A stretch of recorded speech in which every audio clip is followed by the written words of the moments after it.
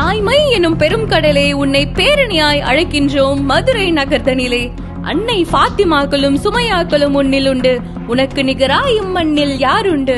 காவிகளுக்கு எதிராய் கருப்பு ஆடை அணிந்து வீர நடை போட்டு இறைவனை புகழ்ந்தவளே, முகத்திரை அகற்றி நினைத்த மூடர் கூட்டத்தின் முகத்திரை கிழிந்தது உன்னால். ஷாகின் வாக்குகள் அமைத்து நீ போராடிய அதிகாரம் பணிந்தது உன் முன்னால். ஜூலை 6 மதுரையில் மனிதநேய மக்கள் கட்சி நடத்தும் மாபெரும் பேரணி மற்றும் மாநாட்டில் பங்கு பெற தாய்மையே உன்னை தாழ்மையாய் அழைக்கிறது தமிழ்நாடு முஸ்லிம் மகளிர் பேரவை.